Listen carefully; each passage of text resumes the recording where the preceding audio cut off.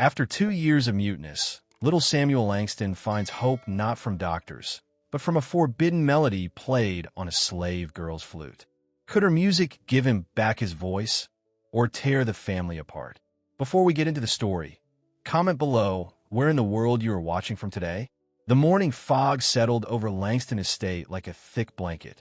Eleanor Langston stood at the window of her bedroom, watching the workers make their way to the rice fields. Her slender fingers tightened around her coffee cup as she spotted her son wandering alone near the garden path. Samuel hadn't spoken a word in 2 years, not since they buried his father, James, after that terrible carriage accident. The boy was just 4 then. Now, at 6 years old, he moved through the world like a ghost, silent, pale, and unreachable. Eleanor set down her cup and straightened her dark blue dress. At 29, she was still beautiful, with her honey-colored hair and deep blue eyes. But grief had hardened her features and chilled her voice. "Martha," she called to her maid, "please make sure Samuel comes in for breakfast. And tell Dr. Porter I'll be expecting him at 11. This would be the 5th doctor from Charleston to examine Samuel. The last one had suggested sending the boy to an asylum. Eleanor had shown him the door immediately. Downstairs, the household was already bustling.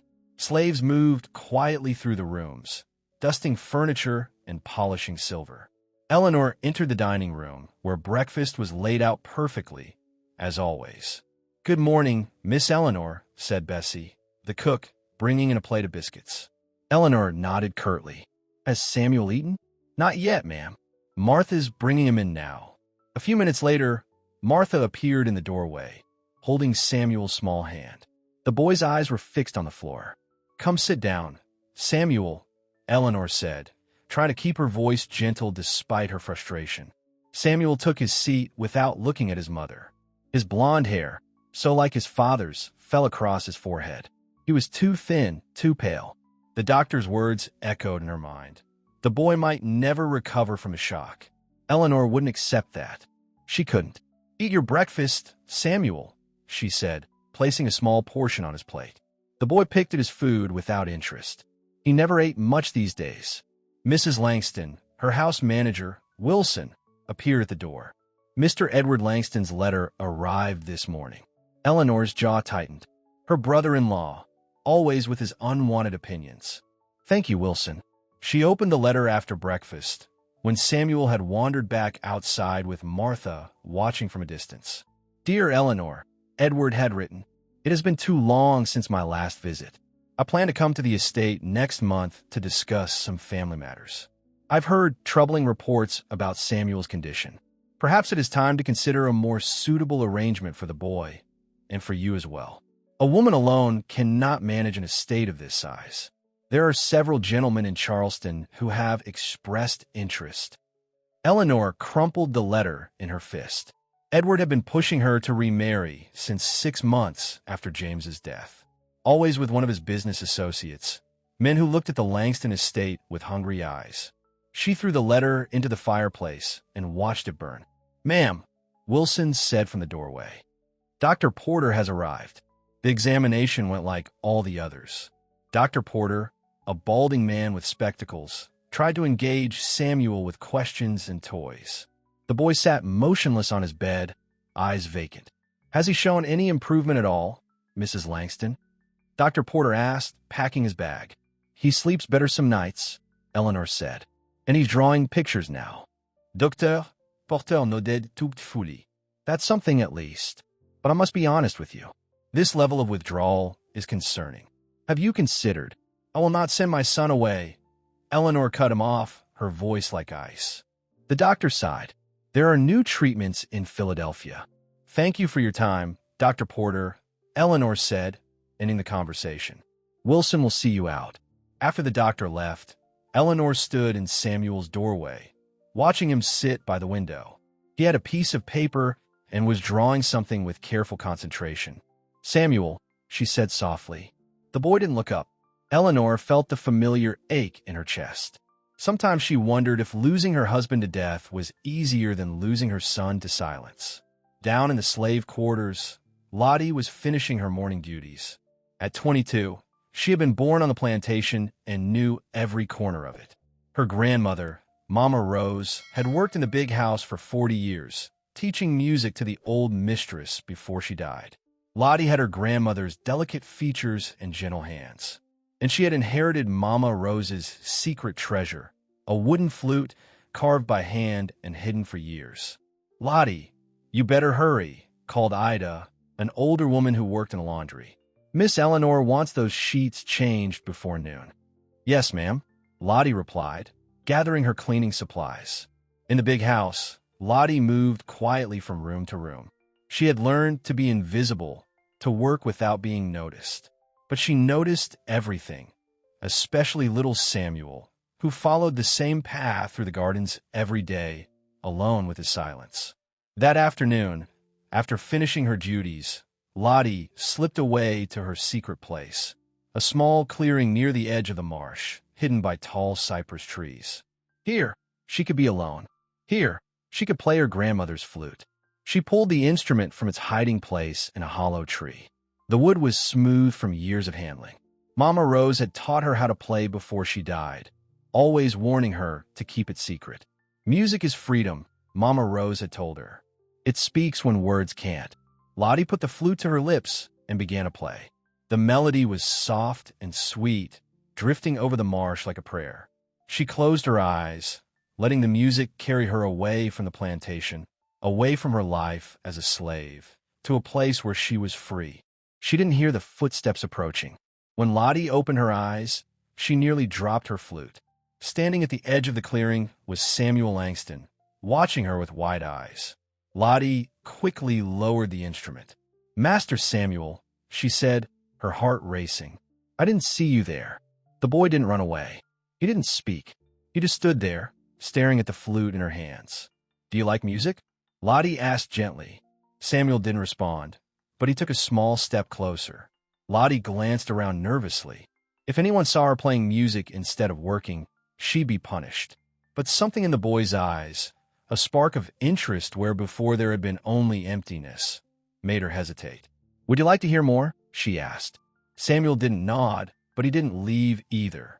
Taking a deep breath, Lottie raised the flute to her lips again and played a simple tune, one her grandmother had taught her. It was a playful melody, like sunlight dancing on water. As she played, she watched Samuel's face.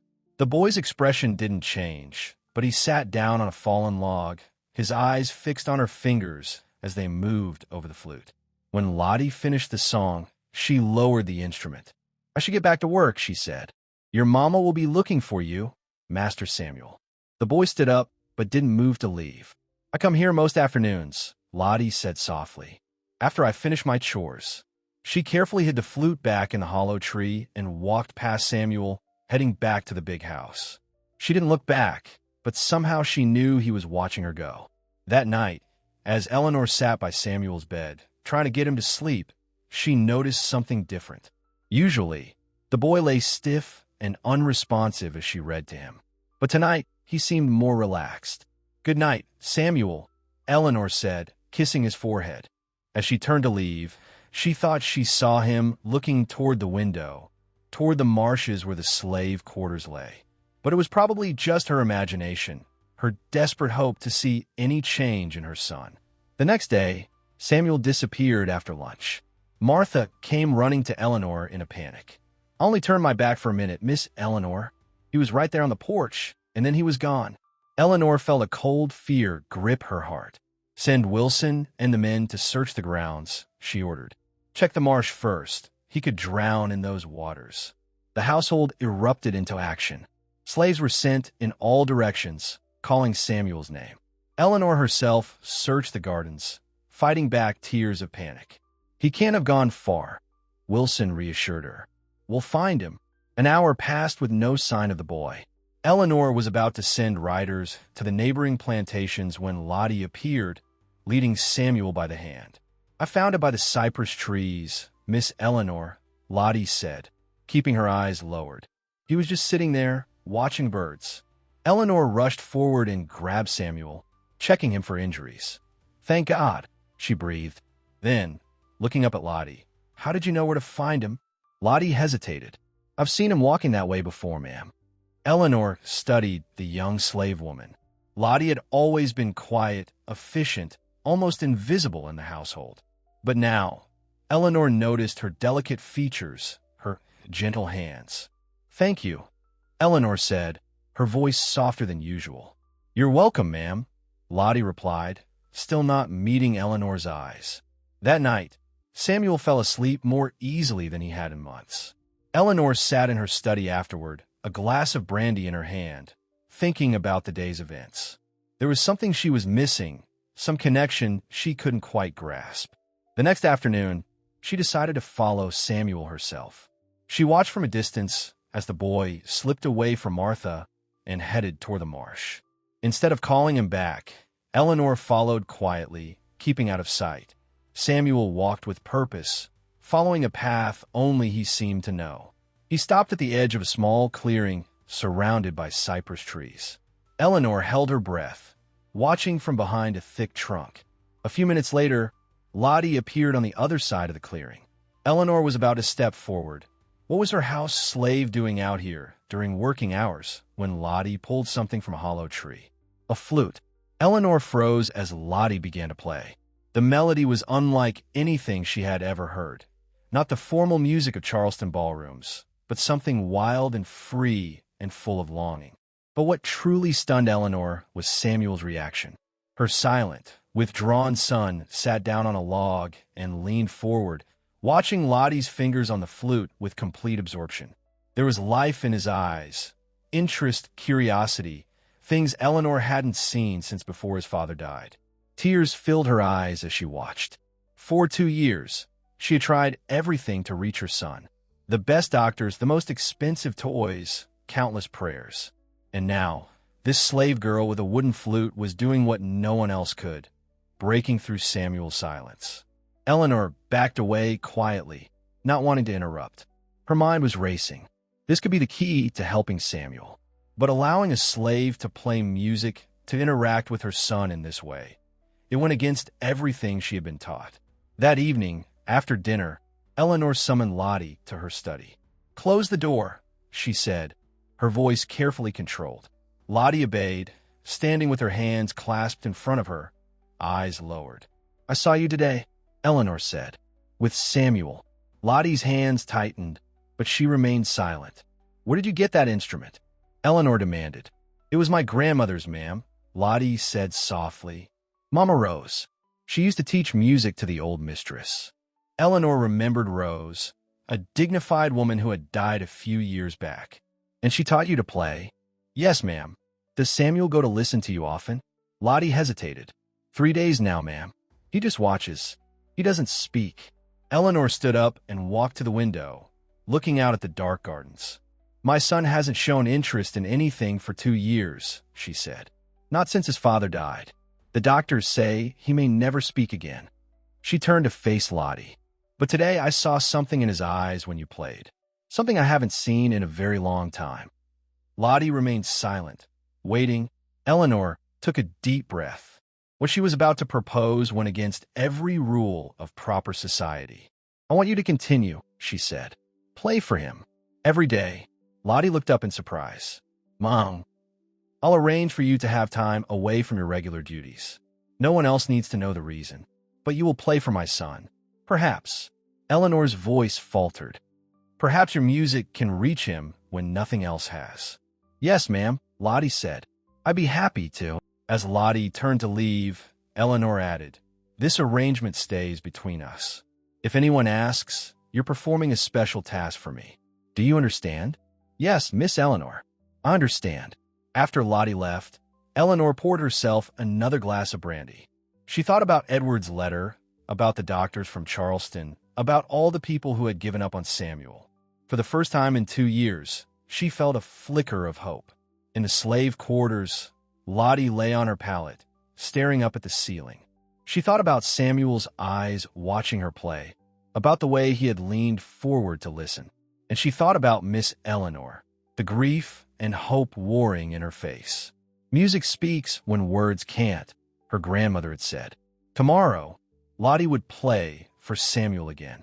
And maybe, just maybe, the music would give him his voice back. A week had passed since Eleanor discovered Lottie playing the flute for Samuel. Each afternoon, Lottie was relieved of her house duties to spend time with the boy. They met in the small music room at the back of the mansion, far from the curious eyes of the other household staff. Eleanor had told everyone that Lottie was helping with Samuel's therapy on a doctor's recommendation. No one questioned it. They were just happy to see the mistress with a spark of hope in her eyes again. On this particular afternoon, Eleanor stood in the doorway of the music room, watching. Lottie sat on a small stool, playing a gentle melody on her wooden flute.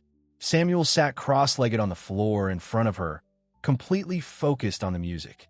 "That's enough for today," Eleanor said after the song ended. Lottie immediately lowered the flute. "Yes, ma'am." As Lottie moved to leave, Samuel reached out and touched her hand, the first time he had willingly touched anyone in months. Both women froze. "He likes you," Eleanor said, her voice tight with emotions she couldn't name. "The music," Lottie corrected softly. "He likes the music." That night, Eleanor wrote in her journal, something she hadn't done since James died. "There was a moment today," she wrote, "when I saw my son again. Not the Shelleys become, but my Samuel. The boy who used to laugh and chase butterflies in the garden. He reached out. He touched. It was small, but it was something. And it wasn't because of the doctors or the treatments or my endless prayers. It was because of her, because of Lottie." She closed the journal, troubled by her thoughts. A slave girl was succeeding where everyone else had failed. What did that say about Eleanor as a mother? The next morning, Wilson brought news that Edward Langston would be arriving within the week, earlier than expected. "He says he has urgent family business to discuss, ma'am," Wilson explained. Eleanor felt a surge of irritation. "Make sure the guest room is prepared," she said. And Wilson, not a word to him about Lottie's special duties with Samuel. "Of course, ma'am." Later that day, Eleanor watched from the parlor window as Samuel followed Lottie to the music room. The boy walked closer to her than before, almost like a shadow. Eleanor decided to join them. She sat quietly in a corner, watching as Lottie played a lively tune. To her amazement, Samuel began to sway slightly to the rhythm. "He's dancing," Eleanor whispered. Lottie smiled but kept playing. When the song ended, she lowered the flute and, to Eleanor's surprise, held it out to Samuel. "Would you like to try?" Lottie asked. Samuel stared at the instrument. For a moment, Eleanor thought he would retreat back into his shell. But slowly, he reached out and took the flute. He didn't put it to his lips. He just ran his small fingers over the smooth wood, feeling the holes. "My grandmother made this," Lottie said softly. "She told me that when we play music, we're speaking without words." Samuel looked up at her, really looked at her, and Eleanor had to press her hand to her mouth to hold back a sob. "Show him how to hold it," Eleanor said, her voice barely above a whisper. Lottie gently positioned Samuel's fingers over the holes. "You cover these with your fingers and blow here," she explained, pointing to the mouthpiece. Samuel brought the flute to his lips, but made no sound. "Breathe into it," Lottie encouraged. "Like you're whispering a secret." Samuel took a breath and blew. A soft, uncertain note came from the flute. His eyes widened in surprise. "That's it," Lottie said, smiling. "That's music." Eleanor couldn't stop the tears now. They flowed freely down her cheeks as she watched her son make his first sound in 2 years. Not with his voice, but with Lottie's flute. That evening, after Samuel was asleep, Eleanor found Lottie folding linens in the laundry room. "A word, please," Eleanor said, gesturing for Lottie to follow her. In the privacy of her study, Eleanor poured herself a small glass of brandy.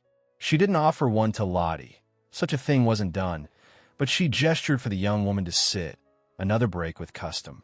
"Tell me about your grandmother," Eleanor said. "About Rose." Lottie sat with her hands folded in her lap. "She came to Langston Estate as a girl," she said. "The old mistress, your husband's mother, discovered she had talent with music and taught her to play the piano. Grandmother then taught music to the mistress's friends' children." Eleanor nodded. "I remember her playing at Christmas gatherings. James, my husband, mentioned it once. She made the flute in secret," Lottie continued. carved it herself from a cypress branch. She taught me to play when I was small, always at night, always away from the big house. Why did she hide it? Eleanor asked, though she already knew the answer. Lottie's eyes flicked up to meet Eleanor's, then quickly lowered again. Slaves aren't supposed to have such things, ma'am. Music like that. It's for white folks. Eleanor took a sip of her brandy, feeling the burn in her throat. And yet, it's your music that's reaching my son when nothing else has. A silence fell between them, heavy with things that couldn't be said in a world where one woman owned the other. Thank you, Eleanor finally said. For today. For making him. She couldn't finish. He has music in him, Lottie said simply. It just needed somewhere to go. The next day, Samuel carried the flute with him everywhere. He didn't play it. Not really, just occasional notes blown at random. But he wouldn't let it out of his sight. It's not proper, Martha whispered to Wilson in the kitchen. A white child with a slave's instrument. Miss Eleanor allows it, Wilson replied firmly. That's all that matters. Word spread quickly through the household. Some approved of anything that helped the young master. Others whispered that it wasn't right, that Lottie was getting above her station. Eleanor ignored the whispers. All she cared about was the light that had returned to Samuel's eyes. 3 days later, Edward Langston arrived at the estate. At 45, he was a tall, imposing man with graying sideburns and cold eyes. He managed his own plantation near Charleston and had always considered his younger brother James too soft in his management of Langston Estate. Eleanor, he said, kissing her cheek formally. You look well. Edward, your visit is unexpected. Your letter mentioned next month. Business in the area brought me sooner, he replied, handing his hat and gloves to Wilson. And I was concerned about you and the boy. Where's Samuel? In the garden, I believe, Eleanor said. Wilson, please ask Martha to bring Samuel to the parlor. As they waited, Edward inspected the room with a critical eye. The place looks well kept, he admitted. But managing an estate this size is no job for a woman alone. Eleanor's smile tightened. I'm not alone. I have capable staff. That's not what I meant, and you know it, Edward said. It's been 2 years, Eleanor. James will want you to remarry, to provide a father for Samuel. Before Eleanor could respond, Martha appeared at the door with Samuel. The boy had the flute clutched in his hand. Samuel, Eleanor said, her voice softening. Come say hello to your Uncle Edward. Samuel approached slowly, his eyes on the floor. Edward bent down, trying to meet his gaze. Hello, nephew. Don't you remember your Uncle Edward? Samuel didn't respond. Edward straightened, frowning. Still not speaking, I see. He turned to Eleanor. This has gone on long enough. The boy needs proper care. He is receiving proper care, Eleanor said firmly. Edward's eyes fixed on the flute in Samuel's hand. What's this? Before Eleanor could answer, he plucked the instrument from Samuel's grasp. This looks like slave work, he said, examining it with disgust. Samuel's face crumpled. He lunged for the flute, the first strong reaction he'd shown to anyone besides Lottie. Get it back to him, Eleanor said sharply. Edward looked at her in surprise. This thing? It's inappropriate, Eleanor. Where did he get it? It's part of his therapy, Eleanor said, taking the flute from Edward and returning it to Samuel. The boy clutched it to his chest, backing away. Martha, take Samuel to the music room, Eleanor instructed. Tell Lottie I said to proceed with his lesson. After they left, Edward stared at Eleanor in disbelief. Lottie? The house slave? What kind of lesson could she possibly give him? Eleanor took a deep breath. Samuel responds to music. Lottie plays for him. It's helping him, Edward. This is absurd, Edward scoffed. A slave girl teaching a Langston? What would James say? James would want his son to get better, Eleanor shot back. By any means necessary. Edward shook his head. This is exactly why I came early.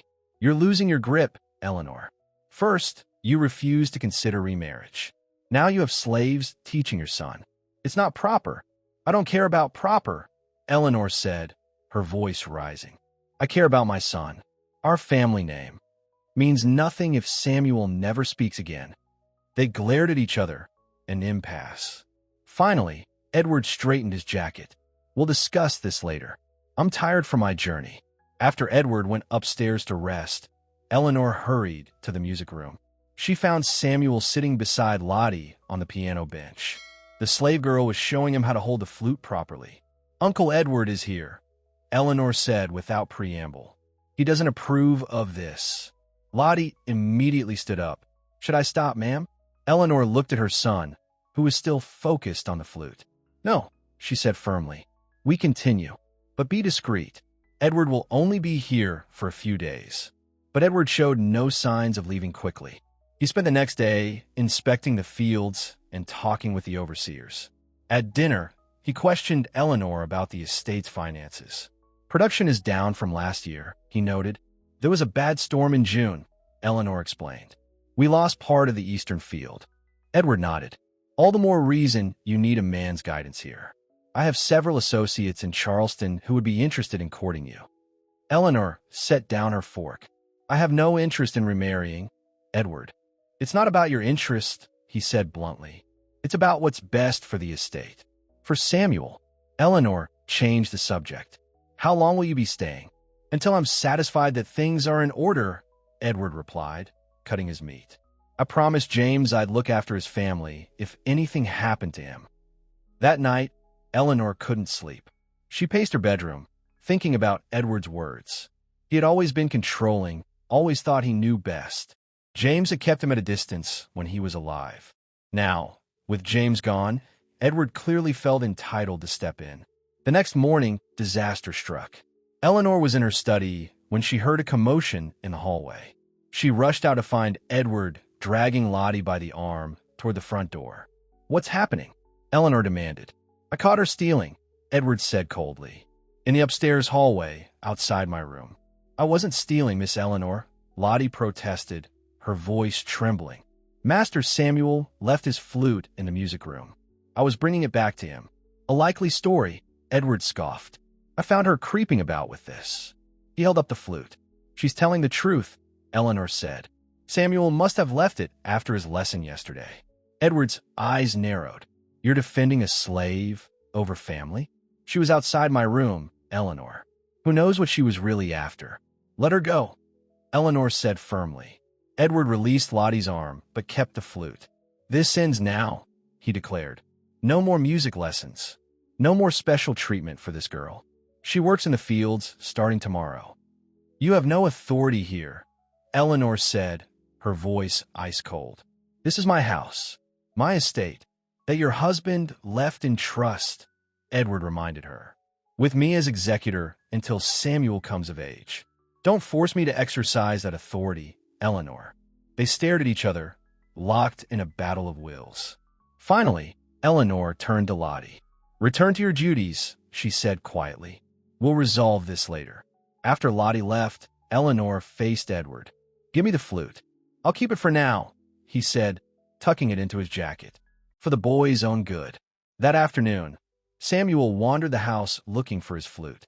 When he couldn't find it, he became agitated, pulling at Martha's skirts and pointing to the music room.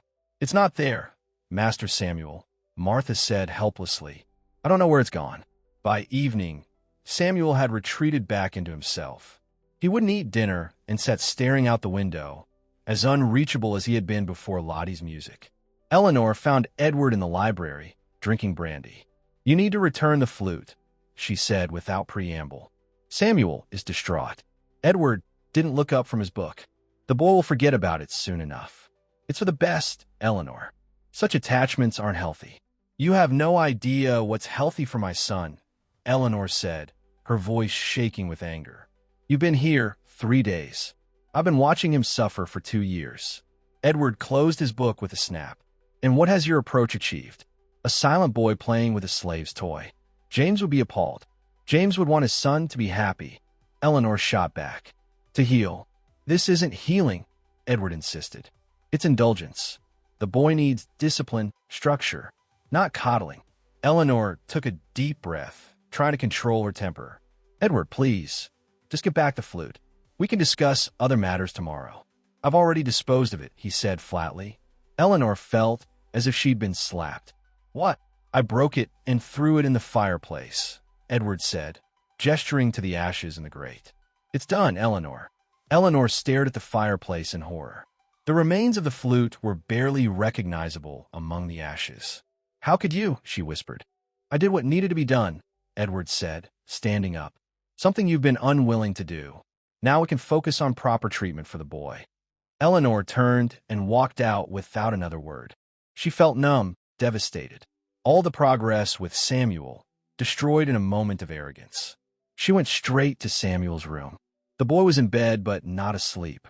His eyes were open, staring at the ceiling. "I'm so sorry, sweetheart," Eleanor whispered, sitting on the edge of his bed. "Uncle Edward, he made a mistake."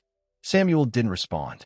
The vacant look had returned to his eyes, and Eleanor felt a wave of despair wash over her. After sitting with Samuel until he finally fell asleep, Eleanor made a decision. She slipped out of the house and headed toward the slave quarters, something she had never done before. The small cabins were dark and quiet. Eleanor hesitated, uncertain which one belonged to Lottie. "Miss Eleanor," a voice called softly. Lottie stood in the doorway of one of the cabins, a shawl wrapped around her shoulders. "I need to speak with you," Eleanor said. Lottie glanced around nervously, then stepped outside. "Is something wrong with Samuel?" "Edward destroyed the flute," Eleanor said, her voice breaking. "He burned it." Lottie's hand went to her mouth. "No," she whispered. "My grandmother's flute." "I'm sorry," Eleanor said, and meant it. "But that's why I'm here. Can you make another one?" Lottie looked at her in surprise. "Another flute? Samuel needs it," Eleanor said simply. "He's retreating again. I can't lose the progress we've made." Lottie was silent for a moment. "I can try," she finally said. "But I need wood, tools, time. I'll provide everything," Eleanor promised.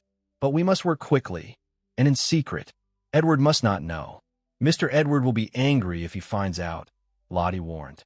"Let me worry about my brother-in-law," Eleanor said firmly. "Can you do it?" Lottie nodded. "For Samuel?" "Yes." As Eleanor turned to go, Lottie called after her softly. "Miss Eleanor, thank you for believing me about not stealing." Eleanor paused. "I know you wouldn't risk your position here, especially not now, when Samuel needs you." The next day, Eleanor sent Wilson to Charleston with a list of supplies, claiming they were for household repairs. Edward spent the morning in the study, going through the estate ledgers. Samuel refused to come out of his room. He lay in bed, turning his face to the wall when anyone entered. "He'll come around," Edward said dismissively when Eleanor expressed her concern. "Children are resilient." Eleanor bit her tongue. Arguing with Edward would only make things worse. She needed to focus on her plan. That afternoon, while Edward was inspecting the rice mill with the overseer, Eleanor had Wilson deliver the supplies to a small tool shed near the garden. "Make sure no one disturbs Lottie while she's working there," she instructed him. Wilson raised an eyebrow, but asked no questions. "Yes, ma'am." For the next 2 days, Lottie split her time between her regular duties and working on the new flute. Eleanor created excuses to keep Edward occupied and away from the garden area. On the 3rd day, Lottie appeared at Eleanor's study door, her eyes shining with excitement. "It's finished," she whispered. Eleanor felt a surge of hope. "Bring it to the music room. I'll get Samuel." It took all of Eleanor's persuasion to get Samuel out of bed. "I have a surprise for you," she coaxed. In the music room, Samuel followed listlessly, his small shoulders slumped. But when they entered the music room and he saw Lottie standing there with a wooden flute in her hands, his whole body seemed to come alive. He rushed forward, reaching for the instrument. Lottie knelt down to his level and placed it in his hands. "It's not exactly the same," she said gently, "but I made it with the same love my grandmother put into the first one." Samuel ran his fingers over the smooth wood, then brought the flute to his lips. The note he produced was clear and sweet. Eleanor felt tears spring to her eyes. "Oh, Samuel." The boy looked up at his mother, and for the first time in 2 years, he smiled. It was a small smile, just a slight curving of his lips. But to Eleanor, it was like the sun breaking through storm clouds. "Show him how to play that song," Eleanor said to Lottie, her voice thick with emotion. "The one about the bird." Lottie nodded and sat beside Samuel. Gently, she positioned his fingers over the holes. Like this, she said, guiding him. One note at a time. Eleanor watched as her son leaned into Lottie's guidance, his face intent with concentration. There was something so natural about their connection, something that transcended the rigid boundaries of their world. None of them heard the study door open. None of them saw Edward standing there, his face darkening with anger as he watched the scene before him. "What is the meaning of this?" he thundered. All three jumped. Samuel clutched the flute to his chest, his eyes wide with fear. Edward strode into the room. "After I expressly forbade this," he demanded, glaring at Eleanor. "You defy me in my own family's house." "Your family's house?" Eleanor said, stepping between Edward and Samuel. "This is my home, my son's home. You are a guest here, Edward, one who has overstayed his welcome." Edward's face flushed red. "I see how it is. You choose a slave girl's influence over proper family guidance." He reached for the flute. "Give me that thing." "No!" Eleanor cried, but it was too late. Edward grabbed the flute from Samuel's hands. The boy let out a sound, not quite a word, but a cry of distress. The first sound he had made with his voice in 2 years. Everyone froze. "Samuel," Eleanor whispered. The boy was staring at Edward with a mixture of fear and fury. He opened his mouth and made the sound again. A strangled no. Eleanor's hand flew to her mouth. "He spoke," she breathed. "Edward, he spoke." But Edward was too angry to care. "This ends now," he declared, holding the flute out of Samuel's reach. "I'm taking charge of this boy's upbringing, as James would have wanted. James would want his son to heal," Eleanor said, her voice steady now. "And he is healing. You heard him. He made a sound. Because of the music. Because of Lottie." Edward looked from Eleanor to Lottie to Samuel, his expression hard. "This is unnatural," he insisted. "A white child, the heir to Langston Estate, being taught by a slave? She's teaching him to find his voice," Eleanor said. "Something no doctor, no proper society person has been able to do." Samuel made another sound, reaching for the flute. Edward held it higher. "Please, Edward," Eleanor said, her voice softening. "Look at him. Really look at him. He's coming back to us." For a moment, something flickered in Edward's eyes. Uncertainty, perhaps even understanding. But then his face hardened again. "I'm sorry, Eleanor, but this isn't right." He turned to leave, still holding the flute. "If you walk out that door with that flute," Eleanor said quietly, "don't ever come back to this house." Edward stopped, his back to her. "You don't mean that." "I do," Eleanor said. "Choose now, Edward. My son's happiness, or your pride." The room was silent.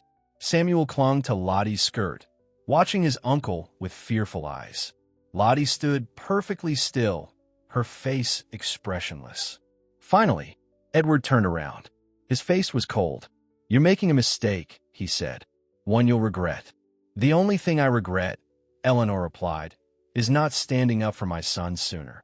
Edward looked at the flute in his hand, then at Samuel. With a sound of disgust, he tossed the instrument onto the floor and stalked out. Eleanor quickly picked up the flute and checked it for damage. It was intact. She handed it back to Samuel, who clutched it to his chest. "He'll be back," Lottie said softly. With more anger, Eleanor nodded. "I know, but we'll be ready." She looked at her son, who was examining the flute to make sure it wasn't harmed. Samuel made a sound. "Lottie, he's finding his voice again." Lottie smiled. "Yes, ma'am, he is." Eleanor knelt beside her son. "Samuel, can you say something for Mama? Can you try?" Samuel looked at her, his blue eyes serious. He opened his mouth, but no sound came out. He frowned, frustrated. "It's all right," Eleanor said quickly. "It will come. We just need to keep trying." Lottie knelt on Samuel's other side. "Remember what I told you about the flute? How you have to breathe into it to make a sound?" Samuel nodded. "Your voice is like that too," Lottie said. "Just breathe and let the sound come out." Samuel took a deep breath. He managed. "Mama." Eleanor felt tears spill down her cheeks. "That's it, sweetheart." "Mama." "I'm here." "Mama," Samuel said again, reaching for her hand. Eleanor pulled him into her arms, holding him tight. Over his head, her eyes met Lottie's. In that moment, something passed between them, an understanding, a connection that went beyond mistress and slave. Thank you, Eleanor whispered. Lottie nodded, her own eyes bright with tears. He was always there, she said softly, just waiting for the right song to bring him back. Edward Langston left Langston Estate the morning after his confrontation with Eleanor, his departure marked by a cold formality that left the entire household on edge. I'll be back, Eleanor, he said as Wilson loaded his bags into the carriage. This isn't over. Eleanor stood on the porch, her back straight, her face composed. Safe travels, Edward. Only after his carriage disappeared down the long driveway did Eleanor allow herself to breathe. She turned to Wilson, who had been watching the exchange with concern. Have Martha bring Samuel to the music room at 10, she instructed, and make sure Lottie is available. Yes, ma'am, Wilson replied. He hesitated, then added, Will Mr. Edward be sending trouble our way, do you think? Eleanor's lips tightened. Most likely, but we'll handle it when it comes. In the days that followed, a new routine took shape at Langston Estate. Every morning, Samuel had breakfast with his mother, eating more than he had in months. Then he spent an hour with Lottie in the music room, learning simple notes on the flute. Eleanor always joined them, sitting quietly in a corner chair, watching the transformation in her son with wonder and gratitude. Samuel was speaking now, just single words and not many of them, but it was a miracle after 2 years of silence. Mama was his first word. Play was his second. Lottie was his third. The household staff watched this change with mixed reactions. Some were happy to see the young master improving. Others whispered that it wasn't proper, this closeness between the mistress's son and a slave girl. Miss Eleanor's risking her reputation, Martha said to Wilson one evening as they prepared the dining room for supper. If folks in Charleston hear about this. Folks in Charleston don't run Langston Estate, Wilson replied firmly. And Master Samuel is talking again. That's what matters. But both knew that Edward Langston wouldn't let the matter rest. He had too much pride, too much invested in his family's proper standing in society. One morning, about 2 weeks after Edward's departure, Eleanor received a letter from Charleston. It wasn't from Edward, but from James's lawyer, Mr. Harrington. Dear Mrs. Langston, the letter began. I regret to inform you that concerns have been raised regarding the care and education of your son, Samuel Langston. As executor of your late husband's estate, it is my duty to investigate these concerns. I will be arriving at Langston Estate next Tuesday to assess the situation. Respectfully, Thomas Harrington, Esq. Eleanor crumpled the letter in her fist. Edward, she muttered. Of course. That evening, after Samuel was asleep, Eleanor summoned Lottie to her study. The young woman entered hesitantly, standing with her eyes lowered, as always. Please sit, Eleanor said, gesturing to a chair. Lottie sat, her hands folded in her lap. Is something wrong, Miss Eleanor? Eleanor poured herself a small glass of brandy. After a moment's hesitation, she poured a second glass and offered it to Lottie. Lottie's eyes widened in surprise. Ma'am, take it, Eleanor said. I think we both need it. Lottie accepted the glass, but didn't drink. Eleanor took a sip of her own brandy, then set the glass down. Edward has gone to my husband's lawyer, she said without preamble. He's questioning my fitness as a mother because I allow Samuel to learn music from you. Lottie tensed. Should I stop the lessons? No, Eleanor said firmly. That's the last thing we should do. Samuel is speaking again. He's engaging with the world. Whatever Edward thinks, whatever anyone thinks, I won't take that away from my son. But if the lawyer thinks it's wrong, Mr. Harrington works for me, Eleanor said, though she wasn't entirely sure that was true anymore. And he'll see Samuel's improvement for himself. Lottie finally took a small sip of the brandy, wincing slightly at the unfamiliar taste. What will happen if he doesn't approve? Eleanor hesitated. The truth was, she didn't know. As a widow with a male child, her legal standing was precarious. James had left the estate to Samuel, with Eleanor as guardian until he came of age. But Edward was the executor, with significant legal power if he chose to use it. We'll convince him, Eleanor said with more confidence than she felt. Samuel's progress speaks for itself. Lottie nodded, though she looked unconvinced. Yes, ma'am. Eleanor studied the young woman sitting across from her. In the soft lamplight, Lottie's features were delicate, her eyes bright with intelligence. For the first time, Eleanor saw her not as property, but as a person, someone with thoughts and feelings as complex as her own. "Tell me about yourself," Eleanor said suddenly. "Not about your grandmother or the music. About you." Lottie looked startled. "Ma'am, where were you born? What do you like? What do you dream about?" These weren't questions a mistress asked a slave. They weren't questions Eleanor had ever thought to ask before. Lottie set her glass down carefully. "I was born here on the plantation," she said slowly. "In the old quarters that burned down when I was 10. My mother died when I was small. My grandmother raised me." "And your father?" "I never knew him. Grandmother said he was sold to a plantation in Georgia before I was born." Eleanor nodded, feeling a discomfort she couldn't quite name. "And what do you like besides music?" A small smile touched Lottie's lips. "I like stories. Grandmother taught me to read a little from the Bible. And I like the marsh at sunrise, when the light turns everything gold." "You can read?" Eleanor asked, surprised. Lottie's smile disappeared. "Just a little, ma'am. Only what grandmother taught me. She learned from the old mistress."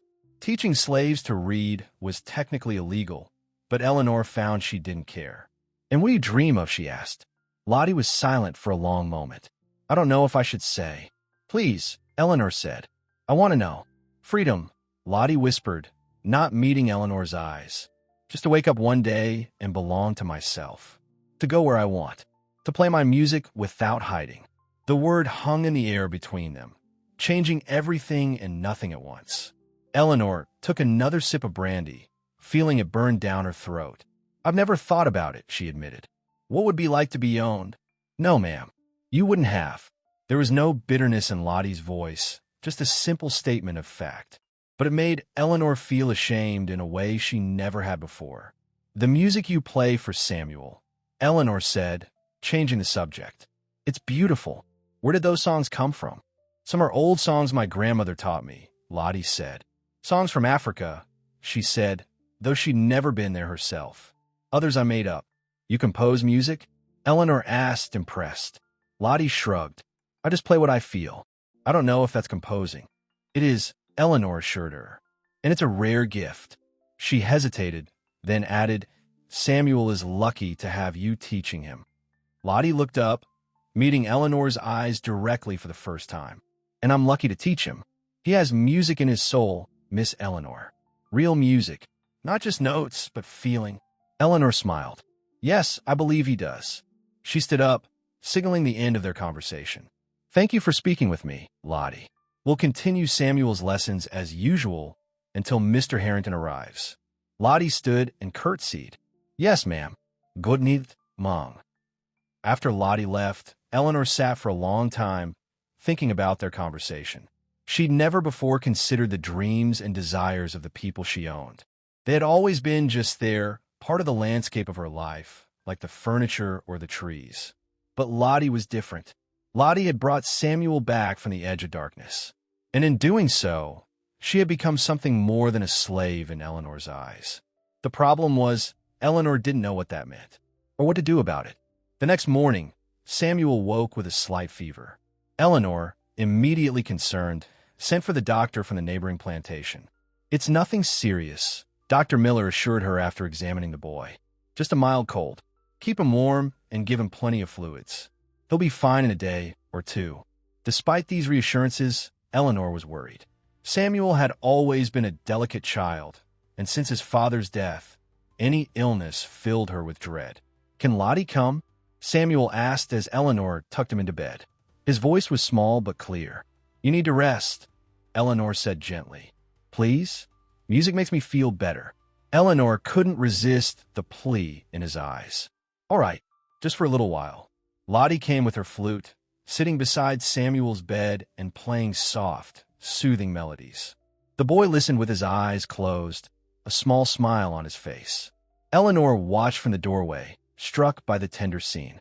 There was something so natural in the way Lottie cared for Samuel, something that transcended the rigid boundaries of their world. After a while, Samuel fell asleep, the flute still clutched in his hand. Lottie carefully removed it and rose to leave. "Stay with him," Eleanor found herself saying. "Just until he wakes." Lottie looked surprised but nodded. "Yes, ma'am." Eleanor went downstairs to her study, intending to review the plantation accounts.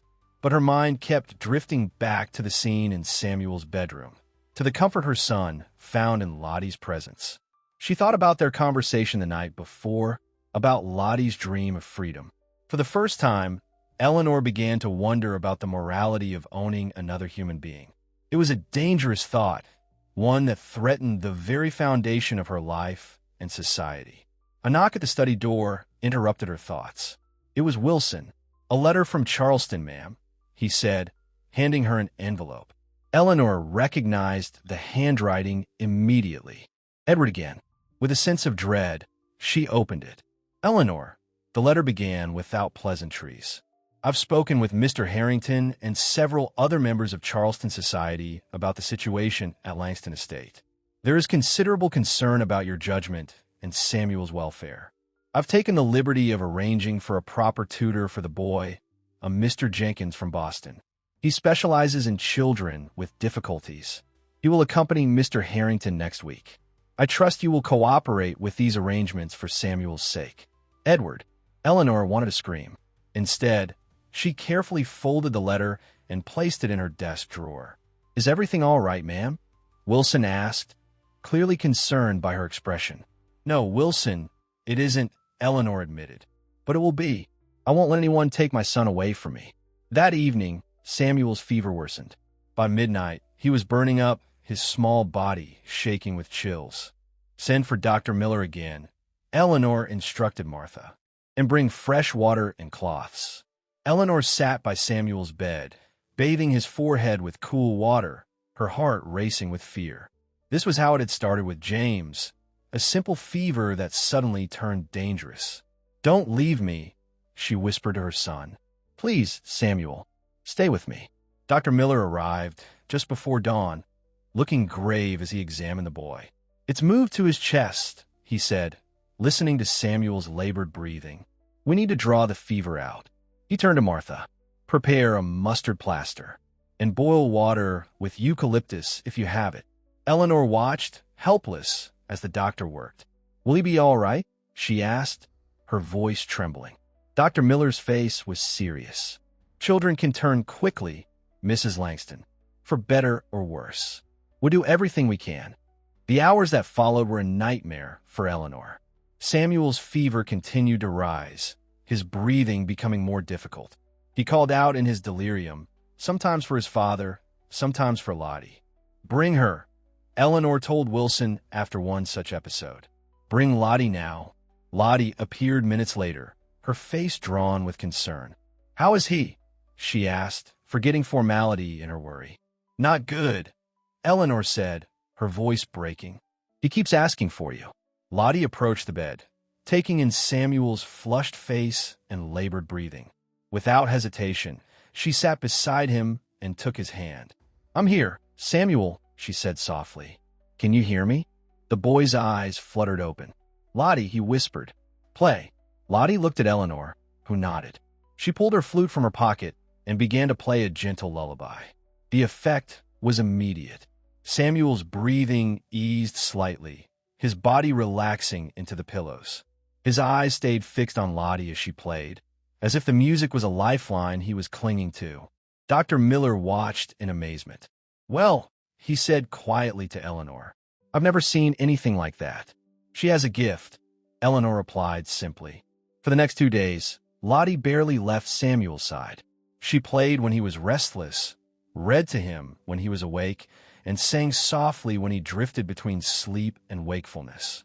Eleanor stayed too, catching moments of sleep in a chair by the window, refusing to leave the room for more than a few minutes at a time.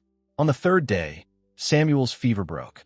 Eleanor woke from a fitful sleep to find her son sitting up in bed, pale but alert, with Lottie feeding him broth. "Mama," he said, giving her a weak smile, "I'm hungry." Eleanor rushed to the bed, tears streaming down her face. "Oh, Samuel." She gathered him into her arms, feeling his small body, still too warm, but no longer burning with fever. "Lottie's been telling me stories," Samuel said. His voice was scratchy but stronger than before. "About Africa and the stars." Eleanor looked over his head at Lottie, who stood watching them with a soft smile. "Thank you," Eleanor mouthed. Lottie nodded, then quietly left the room, giving mother and son privacy for their reunion. That night, after Samuel was asleep, a natural, healing sleep this time, Eleanor found Lottie in the kitchen, helping Bessie with the dishes. "May I speak with you?" Eleanor asked. Lottie followed her to the study, where Eleanor closed the door behind them. "I don't know how to thank you," Eleanor began. "You saved my son's life." "The doctor," Lottie started to protest. "The doctor did his part," Eleanor acknowledged. "But it was your music, your presence that pulled Samuel through." "I know it, and so does Dr. Miller." Lottie looked down. "I'm glad he's better." Eleanor took a deep breath. "Mr. Harrington will be here in 3 days. With him comes a tutor from Boston, arranged by Edward. They intend to evaluate Samuel's care and my fitness as his mother." Lottie's head shot up. "They can't take him away from you. You're his mother. They can if they believe I'm not acting in his best interests," Eleanor said grimly. "And in Edward's eyes, allowing a slave to teach my son is proof of that." "What will you do?" Lottie asked. Eleanor squared her shoulders. "Fight, with everything I have." She paused, then added, "But I'll need your help." "Anything," Lottie said without hesitation. "Samuel must be at his best when they arrive. Speaking, engaging. Show them how far he's come." Eleanor hesitated, then continued. "But we must be careful. The music lessons, they must appear more formal. Professional." Lottie nodded in understanding. "You want me to pretend I'm just following your instructions, not really teaching him?"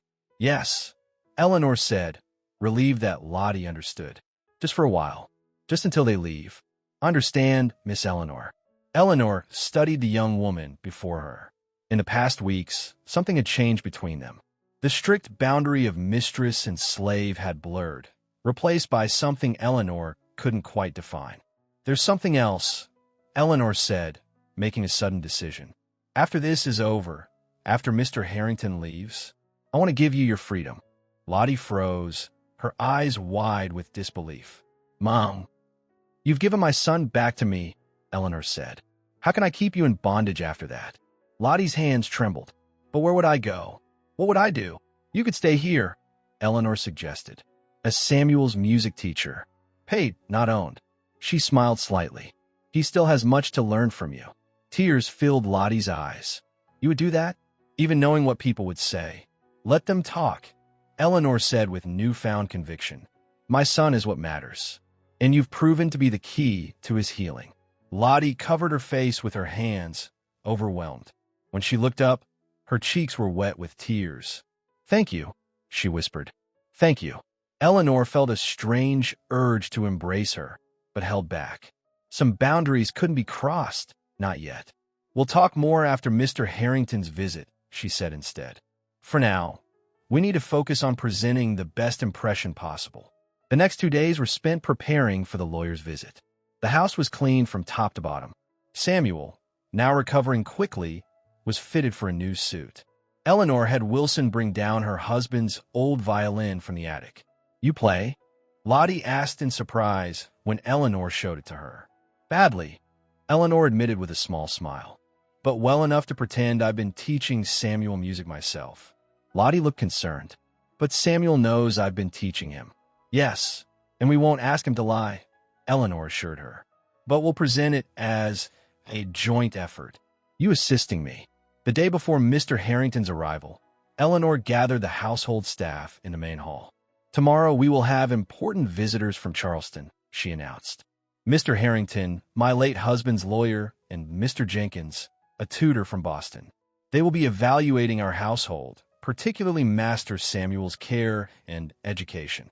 She looked around at the familiar faces, people who had worked at Langston Estate for years, some for their entire lives.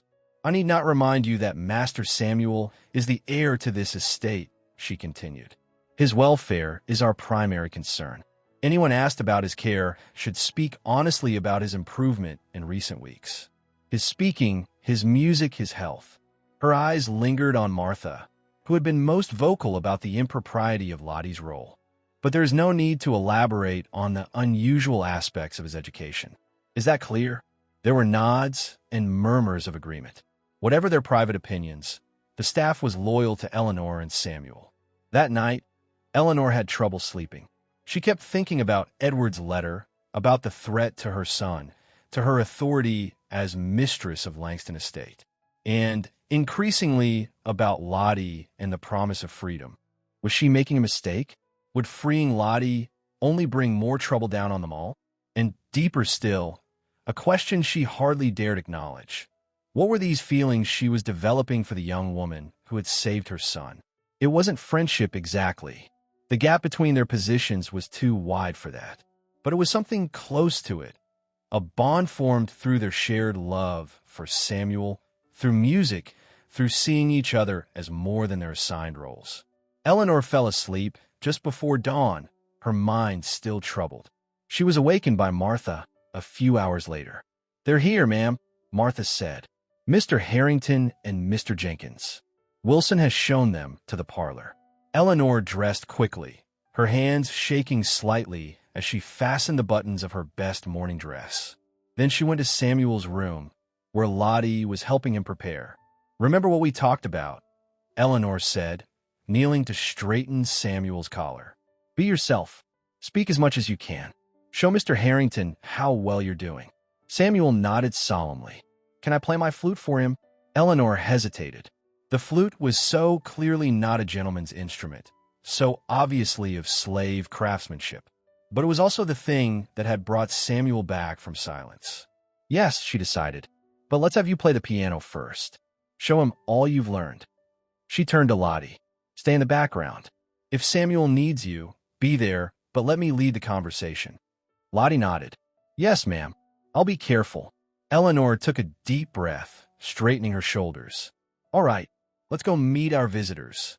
Mr. Harrington was waiting in the parlor, a tall, thin man with gray hair and spectacles. Beside him stood Mr. Jenkins, younger and stiff-looking, with a severe expression that made Eleanor dislike him instantly. "Mrs. Langston," Mr. Harrington said, bowing slightly. "Thank you for receiving us on such short notice." "Mr. Harrington," Eleanor replied coolly. "It's been some time since you visited Langston Estate." "Indeed. May I present Mr. Jenkins? He comes highly recommended as a tutor for children with special needs." Mr. Jenkins bowed. "Mrs. Langston, I look forward to evaluating young Samuel's condition." "My son does not have a condition, Mr. Jenkins," Eleanor said, her voice sharp. "He experienced a trauma and withdrew from speaking for a time. He is now recovering admirably." Mr. Jenkins and Mr. Harrington exchanged glances. "We shall see," Mr. Jenkins said with a slight smile that set Eleanor's teeth on edge. "Samuel will join us shortly for breakfast," Eleanor said. "You can observe him then. After that, I'd be happy to show you his daily routine, including his music lessons." "Music lessons?" Mr. Harrington looked surprised. "Edward didn't mention music." "Yes, we found that music has been instrumental in Samuel's recovery," Eleanor said, pleased by his reaction. "He's quite talented, actually." Before Mr. Harrington could respond, the door opened and Samuel entered, followed by Lottie. The boy was pale but composed, his blonde hair neatly combed, his new suit immaculate. "Good morning, gentlemen," he said clearly, just as Eleanor had coached him. "Welcome to our home." Mr. Harrington's eyebrows shot up in surprise. "Good morning, Samuel. Do you remember me? I'm Mr. Harrington, your father's lawyer." Samuel nodded. "Yes, sir. You came for Papa's funeral." Eleanor felt a surge of pride. It was the longest sentence Samuel had spoken to a stranger since his father's death. Mr. Jenkins stepped forward, studying Samuel with a critical eye. "And how are you feeling today, young man?" "Better, thank you," Samuel replied. "I had a fever, but it's gone now."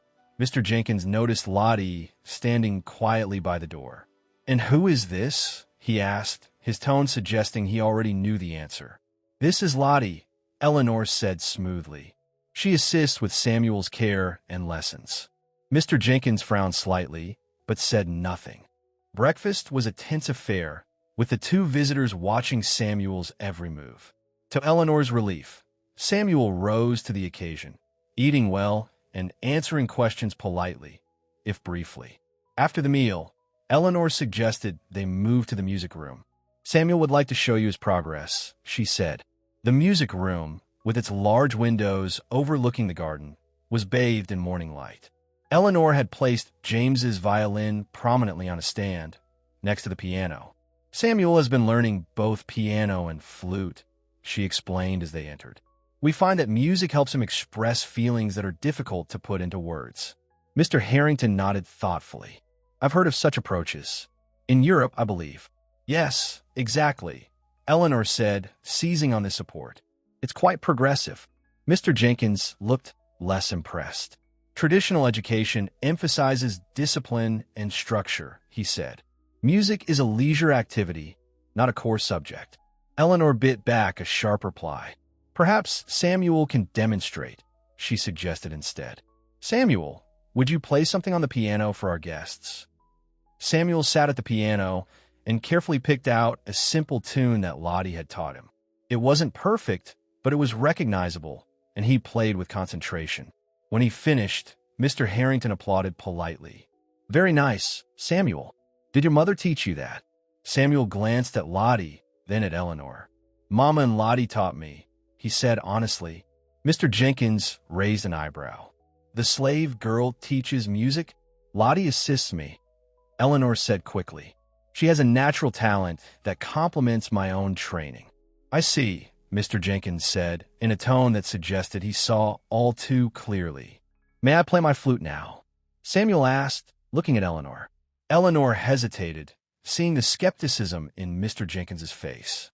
But Samuel was already pulling the wooden flute from his pocket, his eyes bright with enthusiasm. Of course, dear, she said, silently praying he would play well.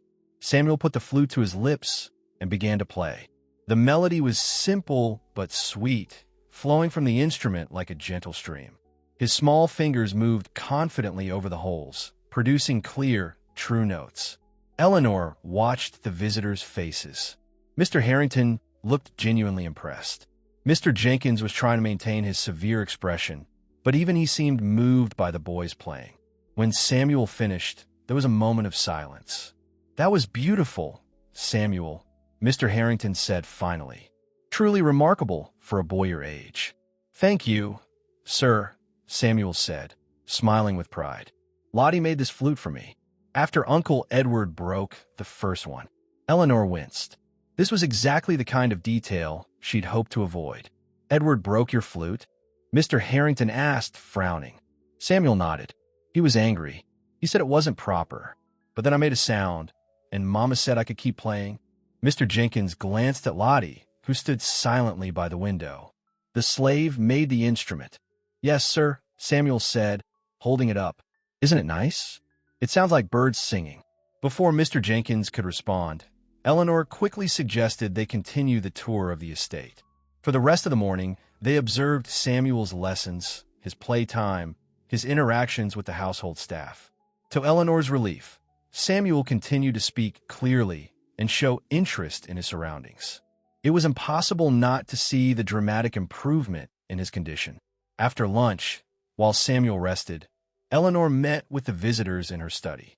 Well, gentlemen, she said, trying to keep her voice confident. I hope you've seen that Samuel is thriving here. But the concerns about his care are unfounded. Mr. Harrington removed his spectacles, polishing them thoughtfully. I must admit, Mrs. Langston, I was prepared for a very different situation. Edward led me to believe the boy was still mute, still withdrawn. Edward hasn't seen Samuel in weeks, Eleanor pointed out. He left before witnessing the progress Samuel has made. Indeed, Mr. Harrington replaced his spectacles, and the progress is remarkable. The boy I saw 2 years ago after his father's death was unreachable. The child I met today is engaged, speaking, even playing music. Eleanor felt a surge of hope. Then you agree there's no cause for concern? Mr. Jenkins cleared his throat. If I may, Mrs. Langston, while the boy's improvement is noteworthy, there are aspects of his education that remain concerning. Such as? Eleanor asked, her hope fading. The involvement of a slave in his musical instruction, Mr. Jenkins said bluntly. It's highly irregular, inappropriate even. A boy of Samuel's standing should receive proper instruction from qualified teachers. Lottie has proven to be exactly what Samuel needed, Eleanor argued. The results speak for themselves. Results aren't everything, Mrs. Langston, Mr. Jenkins replied. Method matters. Propriety matters. What will happen when the boy enters society? Will he speak of being taught by slaves? How will that reflect on your family? Eleanor felt her temper rising. I care more about my son's well-being than society's opinion, Mr. Jenkins. That's precisely the attitude Edward warned us about, Mr. Jenkins said, looking at Mr. Harrington, an unwillingness to consider the larger implications. Mr. Harrington held up a hand. That's enough, Mr. Jenkins. He turned to Eleanor. Mrs. Langston, no one can deny Samuel's improvement. But Edward's concerns aren't entirely without merit. The boy's education should prepare him for his future role as master of Langston Estate. His associations should reflect his station. Are you suggesting I end his music lessons with Lottie? Eleanor asked, her voice tight. I'm suggesting a compromise, Mr. Harrington said diplomatically. Continue the music by all means, but perhaps Mr. Jenkins could stay on as Samuel's primary tutor, with the slave girl assisting only under his supervision. Eleanor wanted to refuse outright. The thought of the stiff, disapproving Mr. Jenkins overseeing Samuel's education was intolerable. But she also knew that outright defiance could lead to worse outcomes. I'll consider it, she said finally, but I make no promises. Samuel's well-being comes first. Mr. Harrington nodded.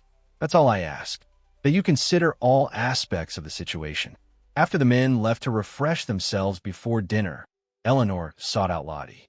She found her in the kitchen garden, picking herbs for Bessie. How did it go? Lottie asked anxiously. Eleanor sighed. Better than I feared, worse than I hoped. Mr. Harrington seems impressed with Samuel's progress, but Mr. Jenkins disapproves of your role in his education. Lottie nodded, unsurprised. That's to be expected, ma'am.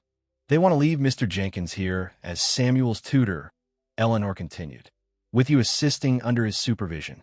Lottie's face fell, but she quickly composed herself. If that's what's best for Samuel.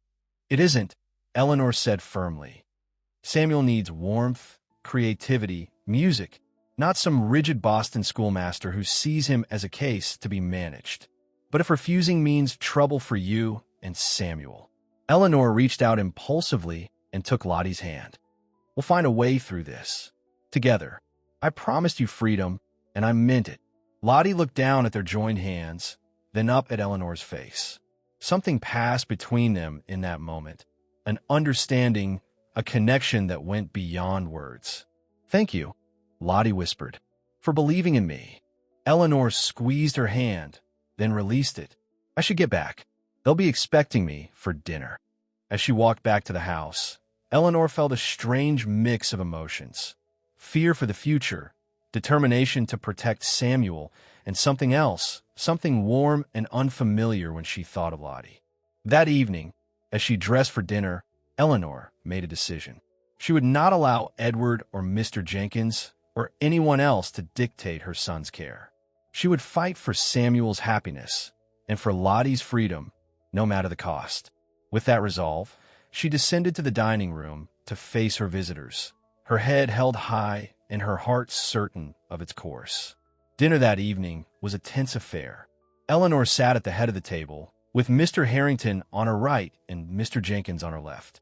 Samuel had been allowed to join them for the first course, dressed in his best clothes and on his best behavior. Samuel, Mr. Jenkins said, cutting his meat with precise movements, tell me what subjects you enjoy studying besides music. Samuel glanced at his mother before answering. I like drawing, he said, and stories about animals. Mr. Jenkins replied, clearly unimpressed. And mathematics? History? Latin? Samuel looked down at his plate. I don't know Latin. Most boys your age have already begun their classical education, Mr. Jenkins said with a pointed look at Eleanor. Most boys Samuel's age haven't lost their father and their voice in the same year. Eleanor replied, her tone pleasant but firm. "We've focused on his recovery, Mr. Jenkins. The rest will come in time." Mr. Harrington cleared his throat. "The boy seems bright enough. With proper guidance, he'll catch up quickly." "Precisely my point," Mr. Jenkins said. "Proper guidance is essential." After Samuel was excused to bed, the conversation turned more direct. "Mrs. Langston," Mr. Jenkins began, "while I appreciate your devotion to your son, I must express concern about the influence of your household staff, particularly the slave girl, Lottie." Eleanor took a sip of wine, forcing herself to remain calm. "Lottie has been instrumental in Samuel's recovery. I fail to see how that could be a concern." "The boy is at an impressionable age," Mr. Jenkins explained, as if to a child. "The nature of his education now will shape his character for life. To have him form such an attachment to his slave." "Samuel understands Lottie's position in the household," Eleanor said, though the words tasted bitter on her tongue. After her recent conversations with Lottie, after seeing the bond between her and Samuel, the rigid social distinctions felt increasingly hollow. "With all due respect, Mrs. Langston," Mr. Jenkins persisted, "the boy treats her as a teacher, even a friend. That is not appropriate." "What would you suggest?" Eleanor asked, though she already knew the answer. "As I mentioned earlier, I am prepared to stay on as Samuel's tutor. The slave girl could assist with music under my supervision, but the boy's primary education would be my responsibility." Eleanor looked to Mr. Harrington, hoping for support. The lawyer adjusted his spectacles, looking uncomfortable. "Edward is quite concerned, Mrs. Langston," he said. "As executor of the estate, he has certain responsibilities regarding Samuel's upbringing. And as Samuel's mother, I have certain rights," Eleanor countered. "James never intended for Edward to dictate our son's education." "Perhaps not," Mr. Harrington conceded. "But the legal arrangement does give him considerable influence. It would be unwise to dismiss his concerns entirely." The implied threat was clear. If Eleanor refused to compromise, Edward might use his legal position to force more drastic measures. "I'll need time to consider," she said finally. "This isn't a decision to be made hastily." "Of course," Mr. Harrington agreed. "We'll be staying in Charleston for the next week. Perhaps you could send word when you've reached a decision." Eleanor nodded, relieved at the reprieve. "I'll do that." After her guests retired for the night, Eleanor sat alone in her study, a glass of brandy untouched on the desk before her. The walls seemed to close in around her, the weight of the decision pressing down. A soft knock interrupted her thoughts. It was Wilson. "Forgive the intrusion, ma'am," he said, "but there's something you should know." Eleanor gestured for him to continue. "I overheard Mr. Jenkins speaking with Mr. Harrington after they retired," Wilson said, his voice low. "Mr. Jenkins mentioned having an agreement with Mr. Edward. Something about a commission if he's appointed as Master Samuel's tutor." Eleanor's hands tightened on the arms of her chair. "Are you certain?" "Yes, ma'am," Mr. Jenkins said. "Edward promised me a generous commission if I secure the position. The woman clearly isn't fit to manage the boy's education alone." A cold fury swept through Eleanor. So this was Edward's game, not just controlling Samuel's education, but profiting from it as well. "Thank you, Wilson," she said. "This is valuable information." After Wilson left, Eleanor poured herself a glass of brandy and drank it quickly. The betrayal stung, but it also clarified her path. She would not surrender Samuel to Edward's manipulations or Mr. Jenkins's cold instruction. But she needed allies and a plan. The next morning, Eleanor rose early and wrote 2 letters. The first was to her cousin Margaret in Charleston, a widow whose husband had left her a substantial fortune and, more importantly, connections to some of the city's most influential families. The second letter was to Dr. Miller, requesting his written assessment of Samuel's condition and progress, emphasizing the role of music therapy in his recovery. After sealing the letters, she summoned Wilson. "These need to be delivered today," she instructed. "And there's something else. Send word to the cotton plantation at Willow Creek. I need to speak with Mr. Bennett as soon as possible." Wilson raised an eyebrow, but asked no questions. "Yes, ma'am. Right away." Mr. Bennett was a lawyer who had assisted James with various business matters over the years. More importantly, he had no connection to Edward and was known for his progressive views. With these preparations in motion, Eleanor went to find Samuel. He was in the music room with Lottie, practicing a new melody on his flute. "That's lovely," Eleanor said, pausing in the doorway to listen. Samuel looked up with a smile. "Lottie says I'm getting better." "You are," Lottie confirmed. "Your fingers are finding the notes more easily now." Eleanor sat beside her son on the piano bench. "Samuel, I need to talk to you about something important. About Mr. Jenkins." Samuel's smile faded. "Is he going to be my teacher? Would you like that?" Eleanor asked, already knowing the answer. Samuel shook his head. "He's scary, and he doesn't like my flute." Eleanor glanced at Lottie, who stood quietly by the window. "What about Lottie? Do you like learning from her?" "Yes," Samuel said immediately. "She makes learning fun, and she never gets angry when I make mistakes." Eleanor nodded. "That's what I thought." She took her son's small hand in hers. "I'm going to make sure you can keep learning from Lottie, but it might cause some problems with Uncle Edward." Samuel's face darkened at the mention of his uncle. "He broke my flute." "Yes, he did," Eleanor agreed. "And he might try to cause more trouble. But I won't let him take you away from me or from Lottie. Do you understand?" Samuel nodded solemnly. "Yes, Mama." After Samuel left for his reading lesson with Martha, Eleanor turned to Lottie. "I meant what I said," she told the young woman. "I won't let them separate you from Samuel, or from me." Lottie's eyes widened at these last words. "Miss Eleanor, I've been thinking about what you told me," Eleanor continued. "About freedom, about belonging to yourself." She took a deep breath. "I want to give you that, Lottie, not just as a reward for helping Samuel, but because it's right." Lottie's hands trembled. "But Mr. Edward, Mr. Harrington, let me worry about them," Eleanor said with more confidence than she felt. "I have a plan." That afternoon, Mr. Bennett arrived from Willow Creek. He was a stocky man in his 50s with shrewd eyes and a no-nonsense manner. "Mrs. Langston," he greeted her, settling into a chair in her study. "Your message sounded urgent." Eleanor explained the situation. Edward's interference, Mr. Jenkins's and Mr. Harrington's visit, the threat to her authority over Samuel's care. "I see," Mr. Bennett said when she finished. "Edward is overstepping his role as executor, but challenging him directly could be risky. The courts tend to favor male guardianship in these matters." "I'm aware," Eleanor said grimly. "That's why I need another approach." "What did you have in mind?" Eleanor leaned forward. "I want to free one of my slaves, a young woman named Lottie. She's been teaching Samuel music, and it's helped him tremendously. But more than that, it's the right thing to do." Mr. Bennett's eyebrows shot up. "That's unexpected and complicated, especially given the current situation with Edward. Can it be done?" The lawyer thought for a moment. "Yes, but it would require careful documentation, and it would certainly antagonize Edward further." "I'm prepared for that," Eleanor said firmly. "What would I need to do?" "I can draw up manumission papers," Mr. Bennett said. "You'd need witnesses, respected ones, ideally. And you should provide her with some means of support, at least initially." "I want to hire her as Samuel's music teacher," Eleanor explained, "with a proper salary and living arrangements." Mr. Bennett nodded slowly. "Bold, Mrs. Langston. Very bold. But it might work to your advantage in the larger battle with Edward." "How so?" "By taking this step publicly, with proper legal documentation and respectable witnesses, you demonstrate confidence and authority.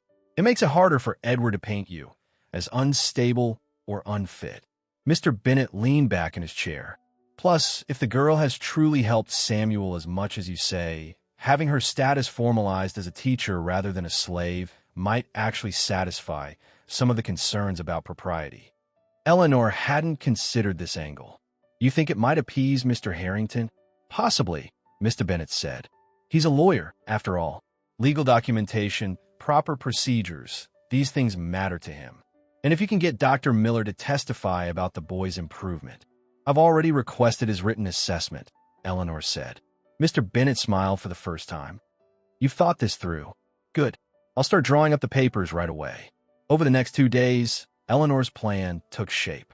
Dr. Miller provided a glowing report of Samuel's progress, specifically noting the positive impact of music therapy. Cousin Margaret replied with an invitation for Eleanor and Samuel to stay with her in Charleston, along with an offer to host a small gathering of influential friends who would be delighted to meet dear James's boy and see how well he's coming along. Mr. Bennett prepared the manumission papers for Lottie, along with a formal contract of employment. And Wilson, proving his worth yet again, discovered that Mr. Jenkins had a history of similar arrangements with wealthy families. Presenting himself as an expert in difficult children, collecting his fee, then moving on when no miraculous results appeared. On the third morning after Mr. Harrington and Mr. Jenkins's visit, Eleanor called Lottie to her study. The young woman entered nervously, clearly expecting bad news. "Sit down, Lottie," Eleanor said gently. "I have something to show you." She handed Lottie the manumission papers. Lottie stared at them, her lips moving silently as she read the formal language. "Is this real?" she whispered. "Yes," Eleanor confirmed. "As of today, you are a free woman. No one owns you. Not me, not anyone." Tears filled Lottie's eyes. "I don't know what to say." "There's more," Eleanor continued, passing her the employment contract. "This offers you a position as Samuel's music teacher, with a salary and a room in the main house. If you want it." Lottie looked up, her face radiant despite the tears. "Of course I want it. To keep teaching Samuel, to have my own place, it's more than I ever dreamed." Eleanor smiled, feeling a weight lift from her shoulders. "There's one more thing. We're going to Charleston tomorrow. Samuel, you, and I.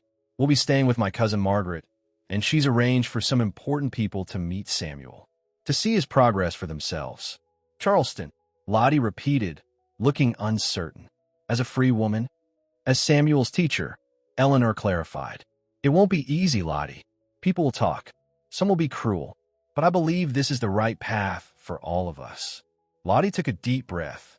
"I'm not afraid," she said, though her voice trembled slightly. "For Samuel, for you, I'll face whatever comes." Eleanor reached across the desk and took Lottie's hand. "We'll face it together." The touch of their hands lingered, a connection that neither fully understood but both cherished. The journey to Charleston the next day was tense. Eleanor had sent word ahead to Mr. Harrington, requesting a meeting at Margaret's home rather than his office. She wanted the advantage of friendly territory. Cousin Margaret's house on Meeting Street was one of the finest in Charleston, a testament to her late husband's success in shipping. She greeted them warmly at the door, her sharp eyes taking in Lottie with interest but without comment. "Eleanor, darling, it's been too long," she said, embracing her cousin. Then she knelt to Samuel's level. "And this must be Samuel. My, how you've grown." Samuel smiled shyly. "Hello, Mom." Margaret's eyebrows rose at his clear speech. "Well, Edward led me to believe you were practically mute, young man. I'm delighted to find otherwise." She ushered them inside, showing them to elegant guest rooms.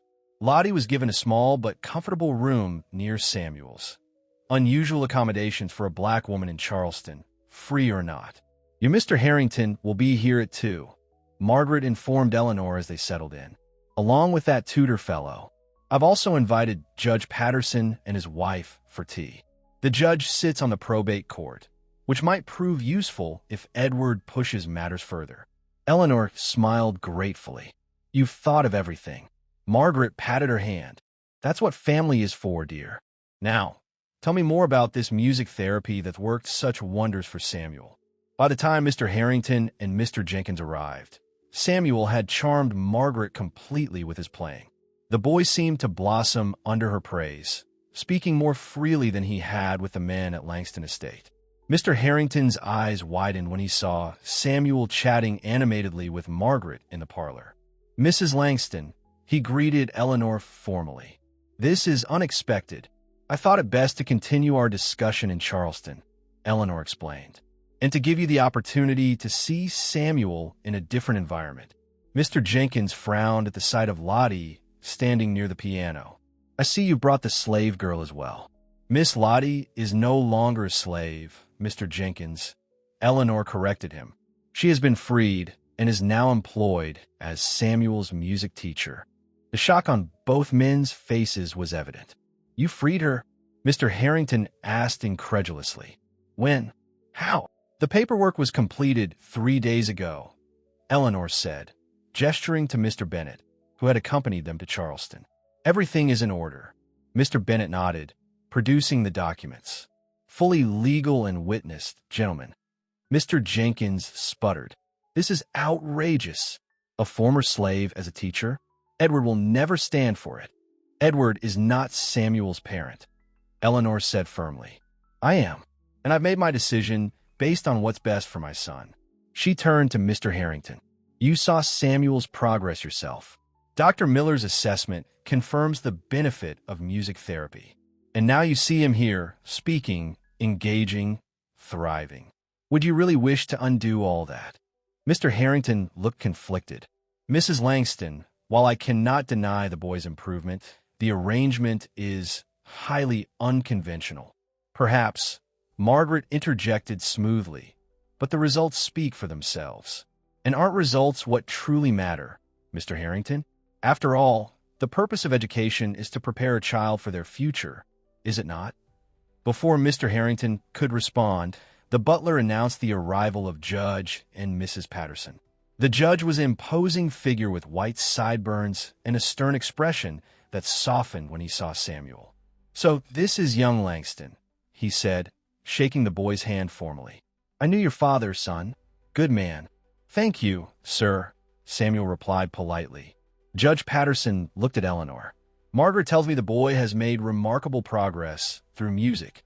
Would you demonstrate, young man?" Samuel glanced at Lottie, who nodded encouragingly. He took out his flute and began to play a sweet, lilting melody that filled the elegant parlor. When he finished, there was a moment of appreciative silence. "Remarkable," Judge Patterson said, nodding. "And who taught you to play, boy?" "Lottie did," Samuel said without hesitation, pointing to her. "She made my flute too, after Uncle Edward broke the first one." Mr. Jenkins winced at this blunt statement, but Judge Patterson merely raised an eyebrow. "Is that so?" He turned to Lottie. "You have a gift, young woman, both for craftsmanship and teaching, it seems." Lottie curtsied slightly. "Thank you, sir." The judge turned back to Eleanor. "Mrs. Langston, Margaret mentioned some legal concerns regarding your son's education. Perhaps you could clarify?" Eleanor seized the opportunity. "My brother-in-law, Edward, believes Samuel's education should follow a more traditional path, under the guidance of Mr. Jenkins here.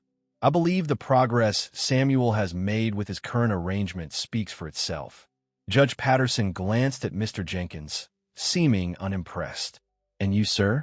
What specialized training do you have for working with children who have experienced trauma?" Mr. Jenkins straightened his jacket. "I have worked with many difficult cases, Your Honor. My methods are proven." "Are they?" the judge asked mildly.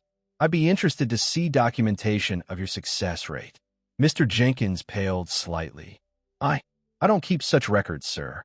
"Pity," the judge said. He turned back to Eleanor. "Mrs. Langston, as I understand the legal arrangement, you are Samuel's primary guardian. The executor's role, your brother-in-law's role, is to manage the estate for Samuel's benefit, not to dictate the details of his upbringing." Mr. Harrington cleared his throat. "That's essentially correct, Your Honor, though there is some room for interpretation regarding what constitutes the child's best interests." "Indeed," the judge agreed. "And what could be more in the child's interests than his recovery from trauma? His ability to speak, to play music, to engage with others." He gestured to Samuel, who was now showing his flute to Mrs. Patterson. "I see a healthy, improving child. Do you not, Mr. Harrington?" Caught between Edward's instructions and the judge's clear opinion, Mr. Harrington hesitated. "I do, Your Honor. The boy has certainly improved since my last visit to Langston Estate." "Then I suggest you advise Mr. Langston that his concerns, while understandable, are not supported by the evidence," Judge Patterson said firmly, "and that pressing the matter further would not be viewed favorably by the court." The message was clear.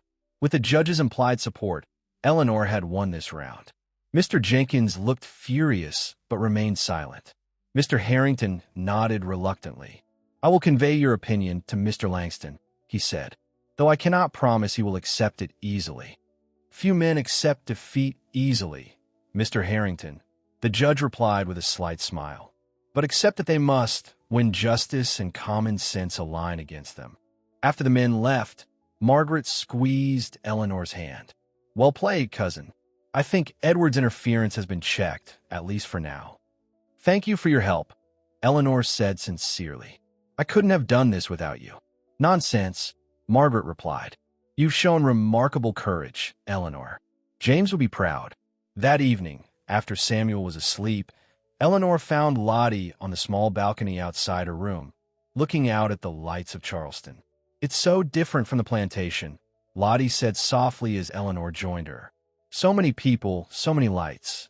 Are you happy with your freedom? Eleanor asked. Lottie turned to face her. Yes, though it's strange. I keep waiting for someone to tell me what to do, where to go. That will pass, Eleanor assured her. In time, you'll get used to making your own choices. Some choices are already clear, Lottie said. Staying with Samuel, teaching him music. She hesitated, then added softly, staying with you. The words hung in the warm night air, full of meaning neither woman was ready to fully express. I'm glad, Eleanor said simply. I can't imagine Langston Estate without you now. They stood in companionable silence, watching the city below. Their hands rested side by side on the balcony railing, not quite touching, but close enough to feel the warmth between them. What happens next? Lottie asked after a while. We go home, Eleanor said. Samuel continues his lessons. Music with you, reading and arithmetic with Martha, for now. Perhaps a proper tutor later, when he's ready. And Edward? Eleanor sighed. He won't give up easily. But with Judge Patterson's support and the legal documentation Mr. Bennett prepared, he'll find it difficult to interfere. And in time, perhaps he'll see that Samuel is thriving and let go of his objections. Do you really believe that? I have to, Eleanor said. For Samuel's sake. For all our sakes. The next day brought an unexpected visitor to Margaret's house. Edward himself, his face tight with controlled anger. Eleanor, he said stiffly when she met in the parlor. I've just come from a most illuminating conversation with Mr. Harrington. I assumed you would, Eleanor replied calmly. Would you like some tea? Edward ignored the offer. You've gone too far. Freeing that slave girl, bringing her to Charleston as a teacher, it's scandalous. The talk in town is already starting. Let them talk, Eleanor said. Samuel is what matters, and he's improving every day. At what cost? Edward demanded. His reputation? The family name? Your position in society? Eleanor studied her brother-in-law's face. Is that really what concerns you, Edward? Or is it that I've challenged your authority? That I've made decisions about my son's care without your approval? Edward's jaw tightened. You're a woman alone, Eleanor. You need guidance. No, Eleanor corrected him gently. I needed to find my own strength. And I have, thanks to Samuel. Thanks to Lottie. This isn't over, Edward warned. I still have legal rights as executor. Limited ones, Eleanor reminded him. As Judge Patterson made clear to Mr. Harrington. You can manage the estate's finances, Edward, but you cannot dictate how I raise my son. Edward's face flushed. We'll see about that. After he stormed out, Margaret joined Eleanor in the parlor. Well, that went about as expected, she commented, pouring tea for both of them. He'll cause trouble if he can. I know, Eleanor said, but I'm ready for it now. They returned to Langston Estate a week later. The house seemed different somehow, brighter, more alive. Or perhaps it was Eleanor who had changed, finding a new confidence, a new purpose. Lottie moved into a small room on the third floor, previously used for storage. Eleanor helped her decorate it with simple, pretty furnishings, a real bed with a colorful quilt, a small writing desk, a rocking chair by the window. It was the first space Lottie had ever had to herself. It's beautiful, she said, running her hand over the smooth wood of the desk. My own room. Every teacher needs a proper place to prepare lessons, Eleanor said with a smile. Samuel thrived under the new arrangements.